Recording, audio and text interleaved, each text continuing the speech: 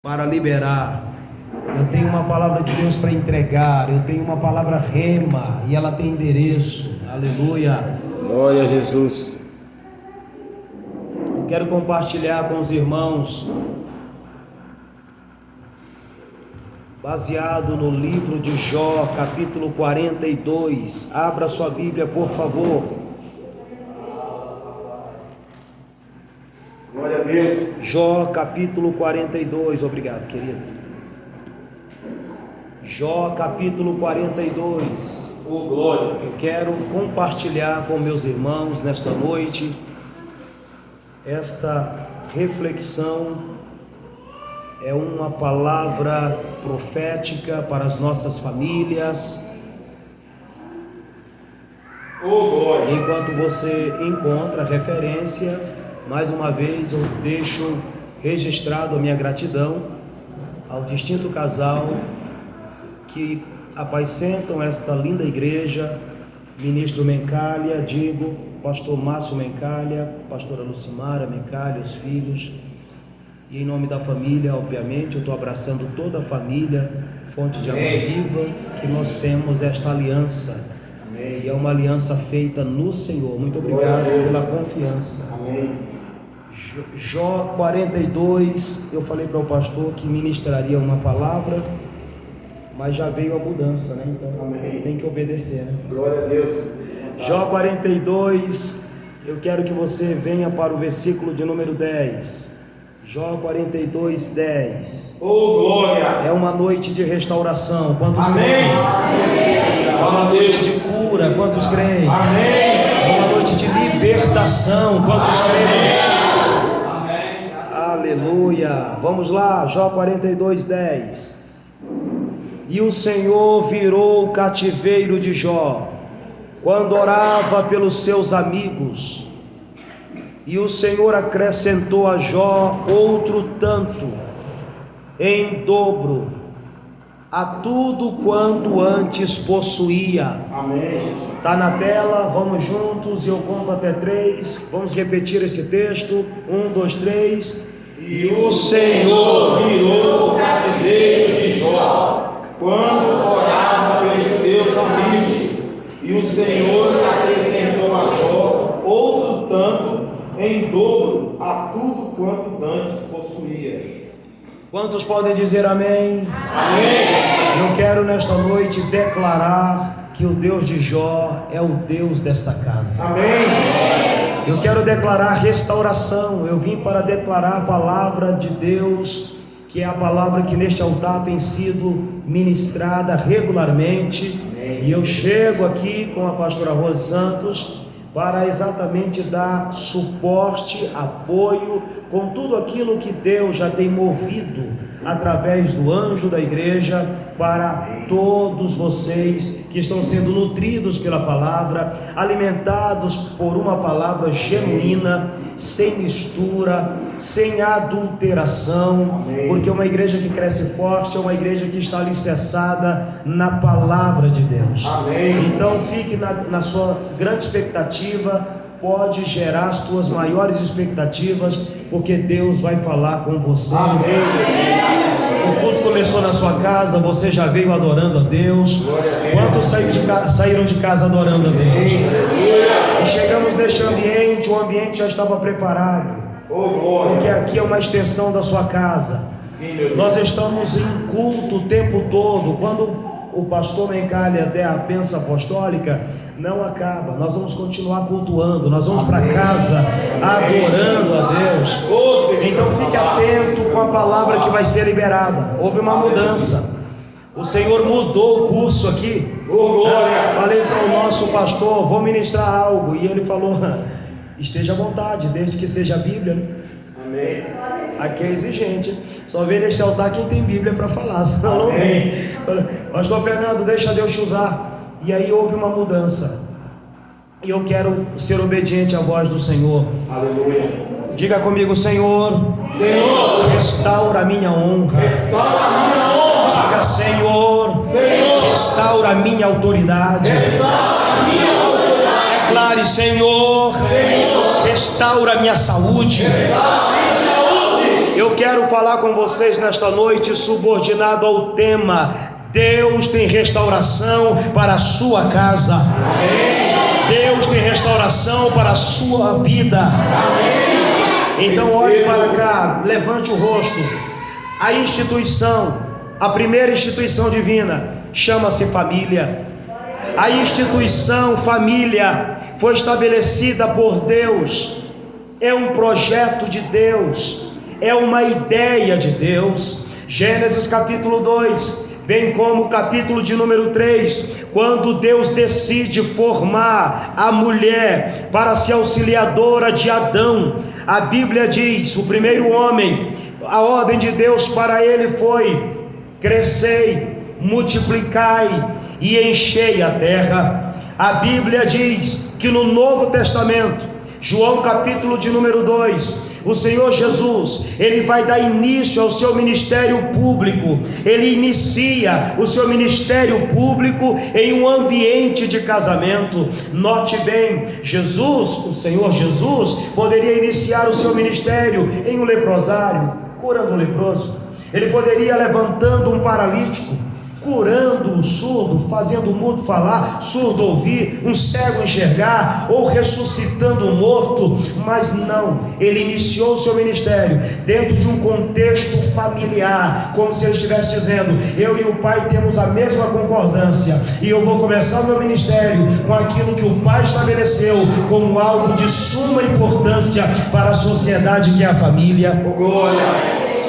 O ministério dele começou nesse ambiente de família, e lá ele fez o seu primeiro milagre, transformando a água em vinho. Muita gente para pouca voz. A água em vinho. Todos os grandes homens da Bíblia Sagrada, e aqui eu estou diante de uma igreja bíblica, todos os grandes homens da Bíblia Sagrada, eles tiveram crises dentro desse contexto, dentro deste ambiente da família.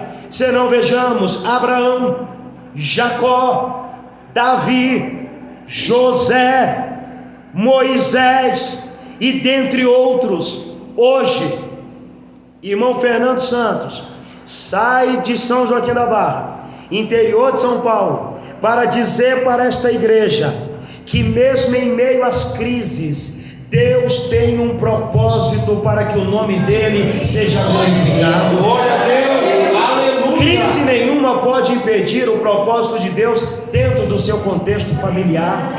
Acabei de citar alguns homens que passaram por lá, mas nem por causa das crises eles foram impedidos de chegar aonde Deus já havia determinado que eles chegassem. Talvez estou falando com pessoas que estão exatamente agora atravessando um período de crise, mas nós estamos reunidos aqui porque cremos que Deus transforma a crise em porta de oportunidade para nós. Aleluia!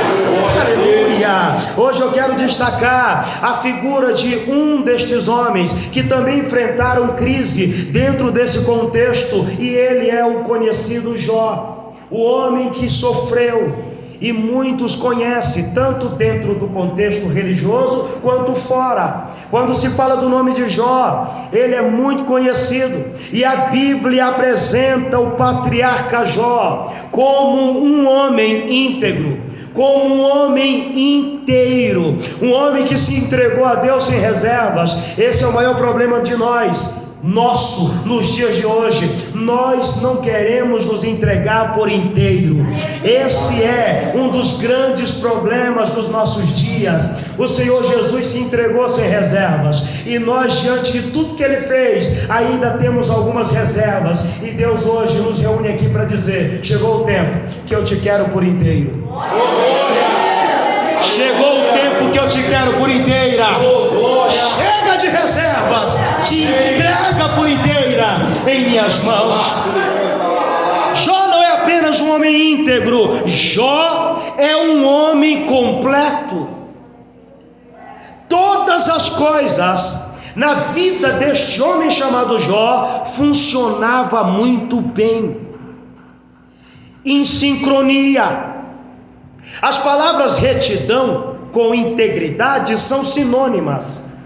Esse homem, ele é tão sério e tão comprometido com as coisas dele, que a Bíblia diz que o casamento desse homem era uma inspiração para todos.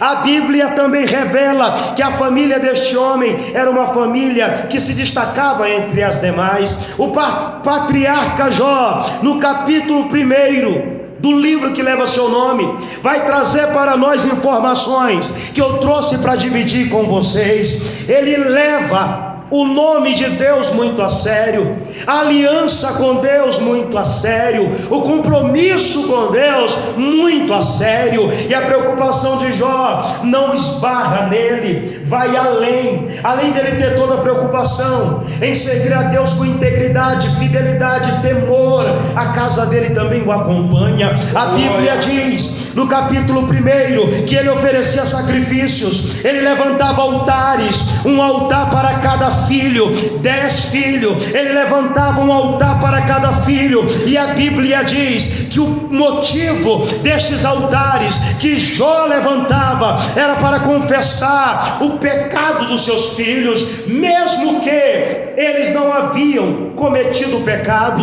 Jó tinha uma preocupação tão grande que ele fazia antecipadamente, como se dissesse: não pecaram, mas se porventura no coração intentaram contra Deus, eu já estou diante de Deus pedindo por misericórdia. Oh, glória! De repente a Bíblia diz que Satanás, está escrito, deflagra contra Jó, ataca Jó de uma forma desmedida.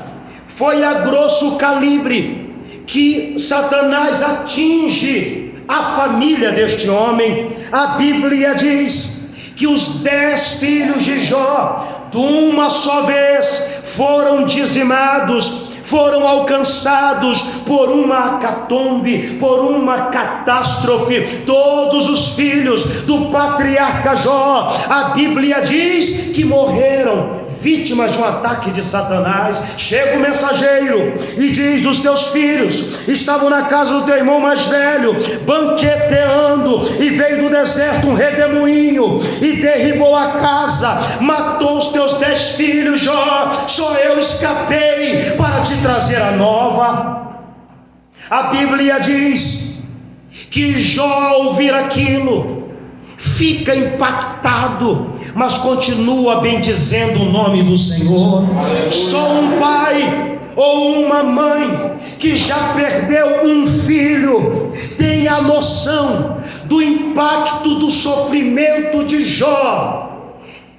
Um impacto que aquele homem, mesmo com tanta fé, mesmo com tanta intimidade com Deus, ele não disfarça, ele não esconde a dor que está sentindo. A Bíblia diz que o rosto alegre, um coração alegre aformoseia o rosto, mas o inverso é verdadeiro. Quando você está triste, seu coração está triste, o teu semblante denuncia. Mas nesta noite eu vim para declarar que o Deus que virou o cativeiro de Jó, Ele também vai virar o teu cativeiro.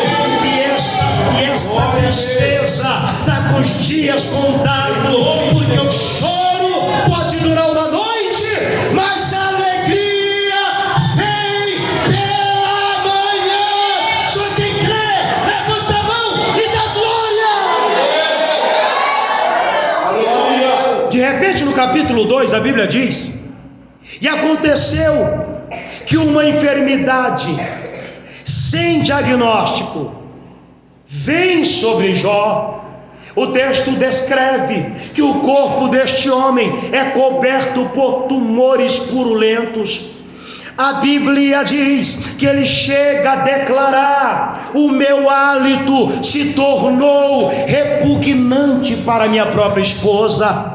A ciência moderna denomina a enfermidade de Jó como uma furunculose estafilocócica, do alto da cabeça à planta dos pés. Ele está coberto por esta enfermidade generalizada. As cartilagens de Jó caem, possivelmente orelha, nariz, as unhas, como prova, o texto revela que ele não tem unha para coçar o seu corpo. Ele pega um caco de telha e começa a coçar aqueles tumores purulentos do alto da sua cabeça à planta dos seus pés. Irmãos, a família de Jó é destruída, diz a Bíblia, mas aquele que estava vendo o processo de Jó estava esperando o momento certo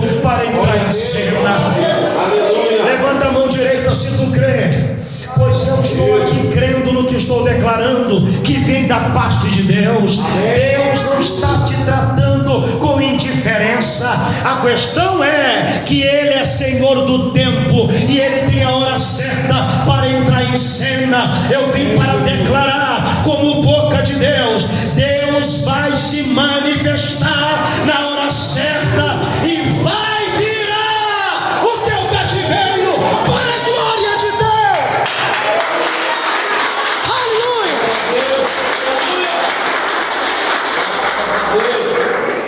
Aquele que restitui está vendo o teu processo, a tua casa. Os homens conseguem ouvir as tuas palavras, mas Deus consegue ouvir o teu silêncio. Fomos ministrados pelo ministro Mencalha que há momento que não temos palavra, é só deixar a lágrima rolar. E aqui vai uma palavra para melhorar o teu glória. Deus conhece a linguagem das lágrimas. Eu vou dizer de novo para ver se você pega. Deus conhece a linguagem das lágrimas. Eu estou sentindo Deus aqui, pastora Lucimara. Eu estou sentindo Deus visitando esta casa. Eu estou sentindo que é noite de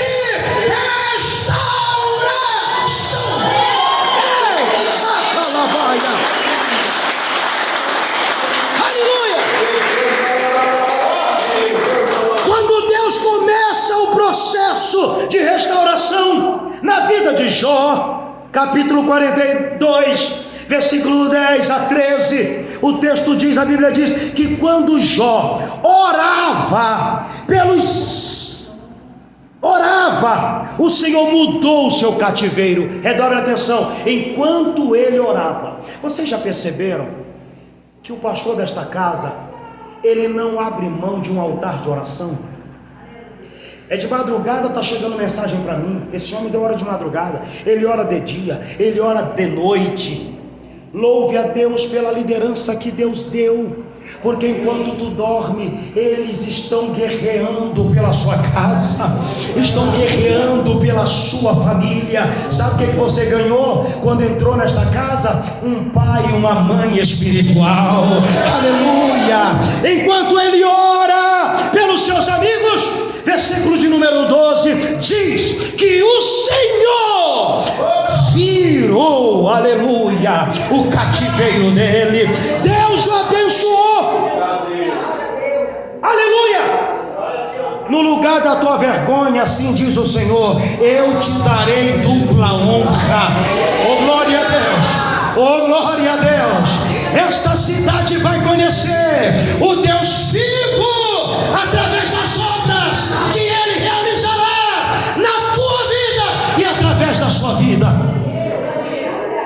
Versículo 13, ele teve 7 filhos e 3 filhas. E a Bíblia diz que as meninas de Jó eram as mais belas de toda a terra. O plano de Satanás na terra tem como alvo atacar a família, para quebrar o que é a base da sociedade, para destruição da sociedade.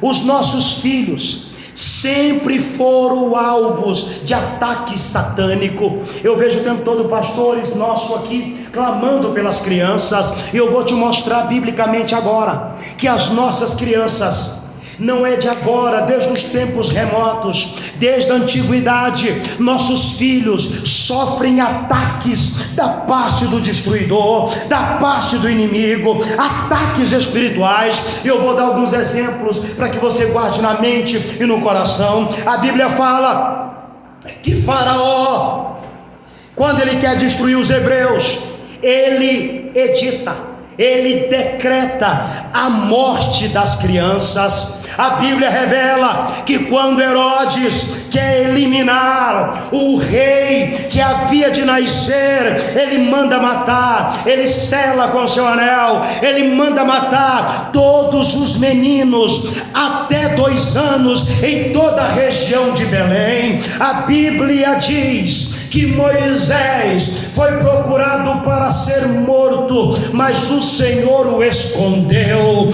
Aleluia, bendito seja o nome do Senhor. Deus, por sua vez, orienta Israel. Olha que coisa extraordinária, olha que coisa extraordinária. Tem muitas crianças que foram vítimas, foram entregues a entidades espirituais, desde cedo, até no ventre mesmo. A mãe e o pai já fizeram um pacto. É uma tristeza isso, mas vocês estão sendo orientados aqui à luz da Bíblia, graças a Deus. Muitas crianças, lamentavelmente, foram levadas como sacrifício, foram entregues em lugares que comprometeram o destino delas.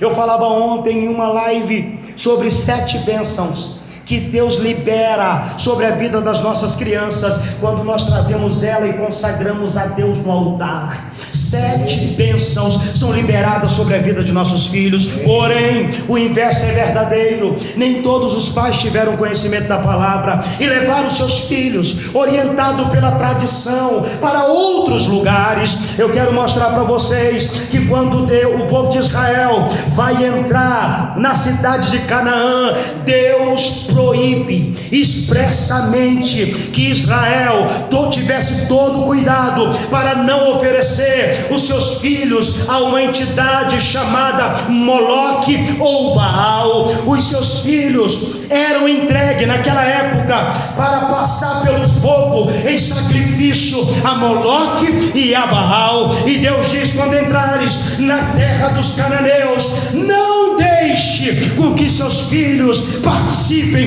de tais rituais. O Senhor nosso Deus, Ele tem um zelo grande pela nossa descendência. Olha que coisa extraordinária. Eu vou te mostrar agora, dentro da Bíblia Sagrada, no dia que Deus decidiu destruir Nínive, a eliminar a cidade de Nínive. Olha que coisa poderosa que aconteceu. Deus chega para Jonas e diz assim: eu não teria que poupar esta cidade que há cerca de 120.000 pessoas que não sabem discernir entre a mão direita e a mão esquerda. Fica comigo, a atenção está ótima e é bom para você entender o que Deus quer falar com a gente. Já ouvi alguém dizer que Nínive tinha 120.000 habitantes. É um erro, é um equívoco. E que esses 120.000 habitantes eram leigos, eram ignorantes e não sabiam discernir entre a mão direita e a esquerda. Isso é um engano. E eu trago para vocês com clara evidência, à luz da Bíblia, porque neste altar é a Bíblia e somente a Bíblia que é pregado. Quem pode dar glória a Deus? Irmãos queridos, a Nínive era a capital da cultura do mundo antigo. A maior biblioteca do mundo estava em Cairo e a segunda em Nínive. Naqueles dias, o número de habitantes de Nínive era de 600.000 e não de 120.000. E agora eu explico a quem Deus está se referindo, que não sabe discernir entre a mão direita e a mão esquerda. Quando Deus fala de 120.000 pessoas que não sabem diferenciar entre a mão direita e entre a mão esquerda, o Senhor está se referindo a crianças. Aleluia. A crianças de Nínive. Ele poupa Nínive por causa das crianças. Aleluia. Isaías, no livro que leva seu nome, capítulo 65, versículo 23, a Bíblia Sagrada diz: não tereis filhos para calamidade, porque vossos filhos são herança bendita do Senhor. Glória a Deus. Nossos filhos não serão presas de Satanás. Era para ter dado glória, mas tudo bem. Nossos filhos não serão presas de Satanás. Agora vai ter que melhorar o glória. Por quê? Porque eu declaro, junto com a liderança desta casa e junto com vocês, nós selamos esta palavra: a lei do aborto não prosperará no Brasil. A lei do aborto não vai prevalecer nesta nação, porque nesta nação há uma igreja que ora. Amém.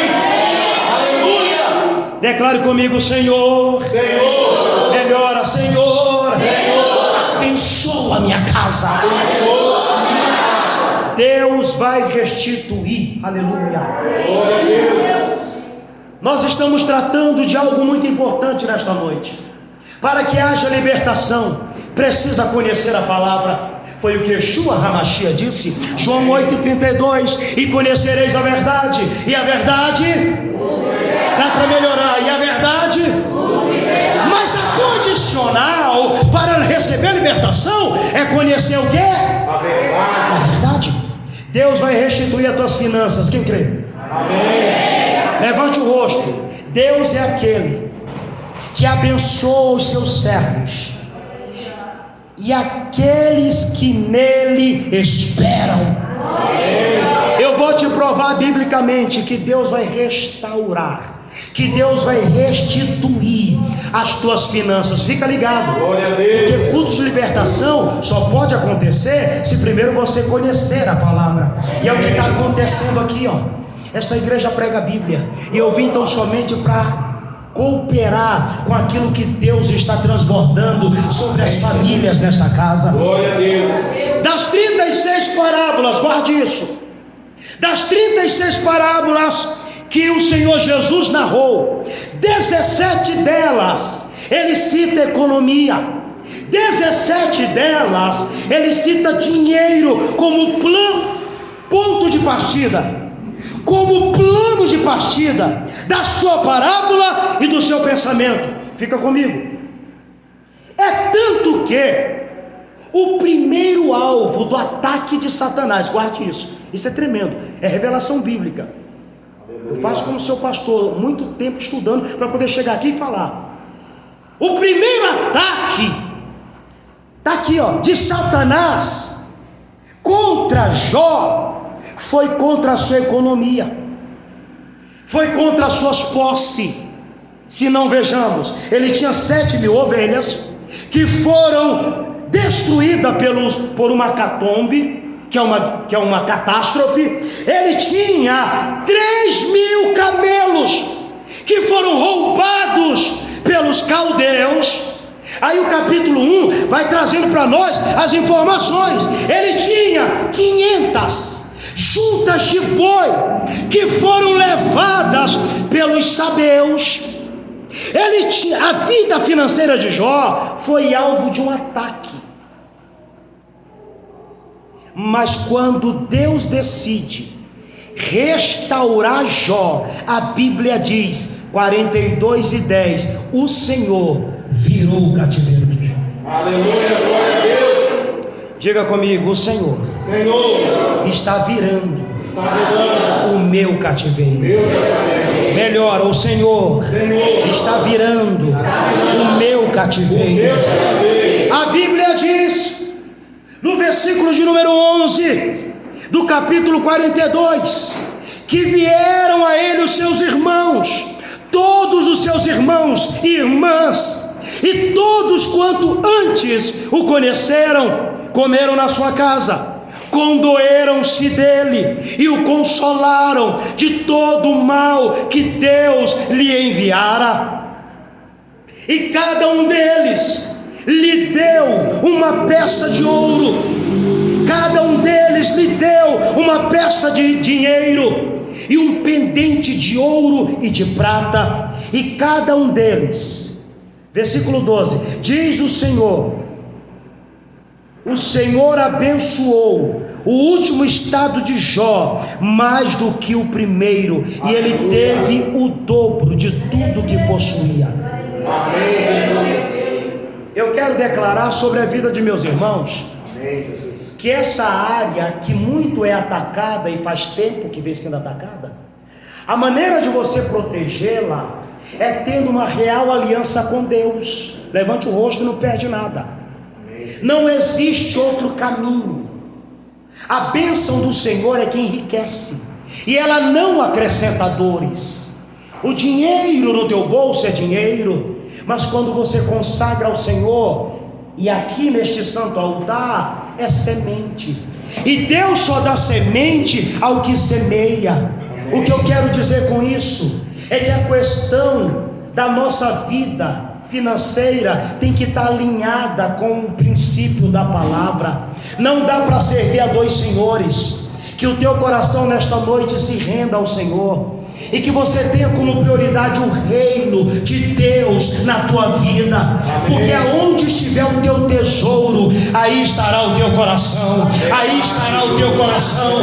Então consagre ao Senhor tudo que você tem, e Ele te dará sabedoria para administrar, e o diabo não vai tocar.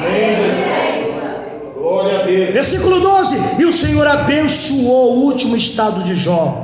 A igreja brasileira tem um hábito, e eu quero aproveitar para compartilhar com vocês e fazer essa correção desse hábito da igreja brasileira.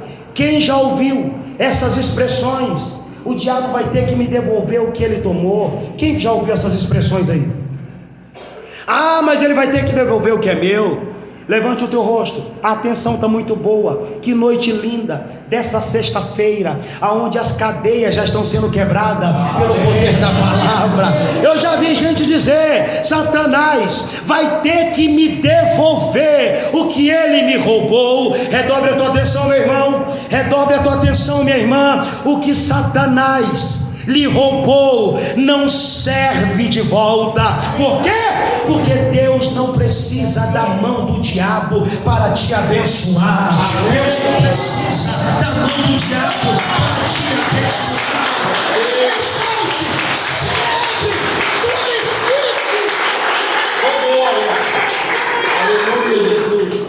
Então por que Deus vai te restituir? Porque Ele é o dono do ouro. Amém. Alguém está recebendo esta palavra? Amém. Provérbios 10, 22. A bênção do Senhor é que enriquece, e ela não acrescenta dores. Para fechar essa parte, e já caminhando para próximo da conclusão dessa reflexão poderosa. Por que poderosa? Porque é de Deus, e Deus é poderoso. Amém? Não é poderosa porque eu falo e nem nossos pastores, mas é porque Deus é o dono da palavra. Amém. E se tu tomar posse dessa palavra, você vai sair daqui hoje com uma ativação espiritual. É uma chave que vai virar muita coisa na sua vida. Não muda nada se primeiro não mudar aqui. Romanos capítulo 12, versículo 1. Rogo-vos, pois, irmãos, pela compaixão de Deus, que apresenteis os vossos corpos como sacrifício vivo, santo e agradável a Deus, que é o vosso culto racional. Amém. É aqui, ó. Se não mudar aqui, nada muda, meu irmão. E sedes transformados pela renovação do vosso entendimento, para que experimenteis qual seja a boa, perfeita e agradável vontade de Deus. Senhor, abra os olhos do nosso entendimento aqui, Pai. Abra os olhos do nosso entendimento, Deus, e que haja nesta noite um selar desta palavra para uma libertação total na vida de meus irmãos. Amém, Jesus. Diga comigo: tempo de restituição. Tempo de restituição. 1, 2, 3. Tempo de restituição. Para poder ouvir. Tempo de restituição. Deus vai restaurar as tuas finanças. Amém. Diz para o irmão que está ao teu lado: olhe bem para mim. Olhe bem. Diga: olhe bem para mim. Porque Deus vai me abençoar muito. Porque Deus vai me abençoar muito. Deus vai me abençoar muito. Amém. Deus está virando meu cativeiro nesta noite. Oh, glória. Aleluia! Só quem crê, levante a mão para o céu e dá um glória a Deus. Aleluia! Deus vai restituir algo que ninguém pode. Deus vai restituir o tempo. Amém. Isso é forte, hein? Isso é forte. Deus vai restituir o quê? O tempo. A Bíblia diz, Joel, cognominado profeta do Pentecostes, capítulo 2, versículo de número 21 a seguir. O Senhor está falando com o povo de Judá, e ele diz assim: as eiras se encherão de trigo, e os lagares transbordarão de mosto e de azeite, e eu restituirei o tempo que foi consumido no período da crise. Oh, glória. Eu vou liberar, pastor, vou liberar. Lá vai. Levante as duas mãos assim. Eu levantava as duas até os pés. Lá vai. Pega isso, meu irmão. Deus vai renovar as suas forças. Lá vai, a mão lá em cima para receber. Deus vai renovar o teu ânimo. Deus vai renovar a tua visão. Amém.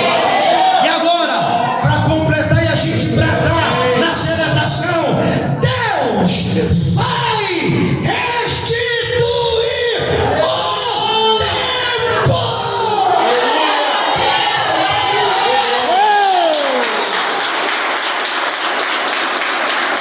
Você está glorificando. Aleluia. Aleluia, Jesus. Glória a Deus. Isaías capítulo 38. Isaías capítulo 38. A Bíblia diz, o profeta Isaías, olha que coisa extraordinária, Maria Eduarda, olha que coisa extraordinária. O profeta Isaías, ele diz para um rei por nome Ezequias: põe a tua casa em ordem. Por quê? Porque certamente tu morrerás e não viverás. E o profeta que é profeta, ele não faz hora não, ele faz o que Deus manda e acabou. Profeta chegou, deu o recado, bateu as costas e voltou.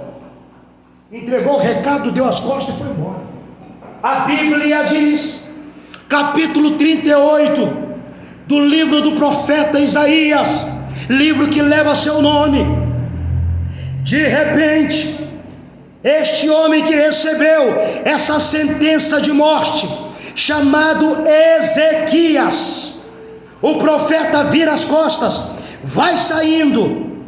Enquanto isso, o rei vira o rosto para a parede, e a Bíblia diz que ele começa a chorar. E ele ora e diz: Senhor, lembra-te do tempo que eu andei na tua presença. Aleluia. Quando Ezequias ora, o profeta ainda está no pátio, diz a Bíblia. Aleluia. O Senhor brada no espírito do profeta e diz: volta. Era para ter uma reação. Volta. Glória. Aleluia. Volta e diz para ele que eu estou restituindo o tempo. Amém. Eu vou dar para Ezequias mais 15 anos. Oh, glória. Irmãos, eu estou sentindo Deus aqui, hein? Glória a Deus. Eu estou sentindo uma graça de Deus aqui. E quando ele pediu um sinal, diz que eu estou fazendo a luz do sol regredir 10 graus. Oh, glória. Aleluia, Jesus. Milagre. Aleluia. Oh, glória. Eu estou na mesma fiação do anjo da igreja, Oh, glória. sentindo o cheiro de milagres nesse ambiente. Glória, glória. aquele que estabelece dia e noite, aquele que estabelece as estações, aquele que estabelece sol e chuva, é aquele que determina o tempo sobre a sua vida. É Ele que está dizendo nesta noite: eu estou renovando as tuas forças. Aleluia. Deus é Deus de novos recomeços. Aleluia. Vou repetir: Deus é Deus de novos recomeços. Amém. E de novas oportunidades. Quando Davi assumiu o trono em Israel, ele faz algo que nenhum rei antigo fazia. Redobre a atenção. O que ele fez? Na antiga, era muito natural o rei procurar os familiares da antiga dinastia para eliminá-los. Assim que ele tomasse posse do reino, ele fazia uma inspeção. Ele enviava os seus soldados para vasculhar todo o território e identificar se porventura existia algum descendente da antiga dinastia. Para quê? Para matar, para eliminar. Não era para ficar ninguém. Por quê? Porque na cabeça dele, daquele que assumiu o trono, ele correria o risco, se deixasse algum descendente da dinastia passada vivo, ele correria o risco desse descendente usurpar o trono. Então, para não ter perigo, mandava matar. Davi, quando assume, ele vai na contramão disso. A primeira coisa que ele faz, redobre a atenção, a primeira coisa que Davi faz quando ele assume o reino em Israel, Davi manda buscar algum descendente de Saul. E os homens de Davi saem mais que depressa, fazendo uma vasculha, uma inspeção, passando em revista a todo o território de Israel, em busca de um descendente de Saul. De repente, chega uma mensagem para o rei. É um dos seus súditos, é um daqueles que foram enviados para procurar descendentes da dinastia passada. E a notícia, a mensagem que chega é essa: ó rei, eu encontrei um descendente de Saul. Na verdade, ele é filho de Jonatas, mas o Senhor não vai querer no palácio. E Davi pergunta: por quê? Por que não? E ele responde: porque este único descendente da linhagem de Saul, ele é aleijado dos seus 2 pés. Davi diz: traga ele aqui. Alguém já começou a entender o que Deus está falando? Aleluia. Mas o Senhor não vai querer, ele é paralítico dos 2 pés. Eu vou explicar para o Senhor. Houve guerra, e quando aconteceu a guerra, a babá desse menino saiu desesperada correndo para tentar protegê-lo da guerra, e naquele desespero ela tropeça e o bebê cai do seu regaço, o bebê cai do seu colo, e é nessa queda que ele quebra os seus 2 pés e fica paralisado e fica aleijado. Davi pergunta: qual é o nome dele? E a resposta vem: o nome dele é Mefibosete. Aleluia. Mefibosete. Onde ele mora? Ó rei, ele mora na terra da miséria, ele mora na terra do esquecimento, ele mora na terra da miséria, ele mora em Lodebar. Davi diz: envie carruagem. A carruagem para de frente. Imagina agora a carruagem chegando na terra do esquecimento, um lugar onde ficavam os leprosos, os desvalidos, os miseráveis, os endividados. Agora imagina comigo, quero te trazer para dentro da história. Lá vai a carruagem do rei entrando naquele lugar, chamando a atenção de todo mundo. Aleluia. E a Bíblia diz: agora, na cabeça de Mefibosete, ele sabia que a única razão pela qual uma carruagem real entrasse num lugar como aquele era em busca de algum descendente da dinastia passada, para que pudesse eliminá-lo. Então como é que não ficou a cabeça desse homem? Vou morrer. Descobriram que eu sou da linhagem de Saul e vieram me matar. Imagine a cabeça desse homem, aleijado, mal conseguia ficar de pé. Agora essa pressão na cabeça dele. Está entrando na cidade aí uma carruagem. As pessoas não sabiam, mas ele sabia quem ele era. Preste atenção no que eu vou te falar. Você tem ouvido muita coisa a teu respeito. Não deixa isso te abater, uma vez que você sabe quem você é em Cristo. Amém. Glória a Deus, aleluia. Chamaram Jesus de chefe dos demônios. Entrou aqui, saiu aqui. Por quê? Porque ele sabia que ele não era chefe de demônios, ele era filho. Altíssimo. Aleluia. Aleluia. Você é filho de Deus. Você é filho de Deus. Você tem pai. Você tem pai. Aleluia. Deus de poder, aleluia. O medo e o susto de ser morto. A Bíblia diz que ele estava, o que a gente entende é que ele estava muito assustado. Ele era o único sobrevivente, amados. Estou conseguindo trazê-los para dentro da história. Amém. E agora ele fala: vou morrer. O medo toma conta. O representante agora para com a carruagem de frente àquele casebre, e ele desce da carruagem representando o rei Davi, o grande rei Davi. E de repente ele pergunta: é aqui que mora Mefibosete? E alguém diz: sim, senhor. E quando ele entra, ele se depara com um homem no chão, que mal dá conta de se colocar de pé. E quando aquele homem tão importante, representando o rei, a maior autoridade de Israel, olha para aquele homem, ele diz: levanta. O rei mandou chamar. Glória a Deus.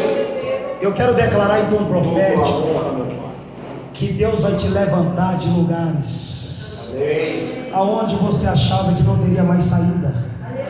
Deus vai te levantar de lugares que é sinônimo de humilhação, que é sinônimo de coisas que degrine você, que diminui você, que desfaz você.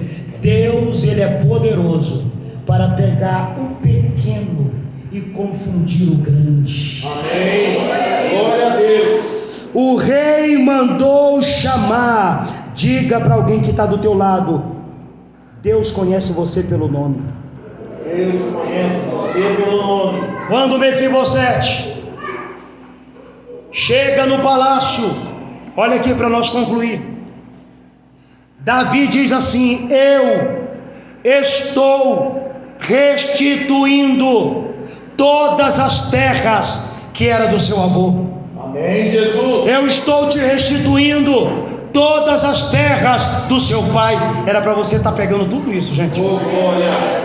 Eu estou restituindo aquilo que teu pai perdeu no tempo da ignorância. Deus está restituindo o lugar de honra no palácio. Deus vai te dar lugar na mesa. Deus de poder. Aleluia. Aleluia. O tempo será restituído. O tempo será restituído. Para Deus não há passado e nem futuro. Para Deus só existe o eterno presente. Hoje é o dia que Ele vira o teu cativeiro. Glória a Deus. A Bíblia diz, Isaías 46:10, que Deus conhece a história antes dela acontecer. Aleluia. O último estado de Jó, Deus tornou mais elevado, mais excelente do que o primeiro. Glória a Deus. Trouxe você até aqui para você entender que aquilo que pareceu ser o fim, para Deus é uma fase. Quero declarar, não é o fim, é uma fase. Vou repetir, não é o fim, é uma fase. Deus vai te conduzir na história, porque Ele já viu o final dela. Aleluia. Deus conhece, escreve a história antes dela acontecer. Amém, Jesus. E você não nasceu para fracasso, você não nasceu para vergonha. Pode ser que estás passando por um período de dissabor, mas tudo isso não é para te matar, é para te fortalecer. Aleluia, glória a Deus. Deserto não é cemitério de crente, deserto é faculdade de crente. Aleluia, aleluia. Lucas 1,80, e o menino crescia e se robustecia no deserto. Amém, Jesus. As pessoas que não conhecem o futuro, porque nenhum homem conhece, mas eu acabei de te mostrar que Deus conhece. Amém. Oh, Jeremias 29:11, eu é que bem sei os pensamentos que tenho a vosso respeito. Amém, Jesus. Pensamentos de bem, pensamentos de paz, para vos dar um futuro e uma esperança. Oh, glória. Mas o teu Deus que já viu o futuro está dizendo: continua, porque eu já vi o final da tua história. Continua, continua, continua. Com a permissão do anjo da igreja, fica de pé comigo, por favor. Aleluia, aleluia. Com a permissão dos nossos pastores, a nossa pastora Rosa já vai preparar algo para nesse momento aqui do fechamento desta linda noite de reflexão, de adoração, de comunhão, de palavra. Deus possa completar o que Ele tem para completar nesta noite. De forma carinhosa, nós já cantamos que somos uma família. Então a tua mão no ombro do teu irmão. Se tiver da direita, coloca da direita. Se da esquerda,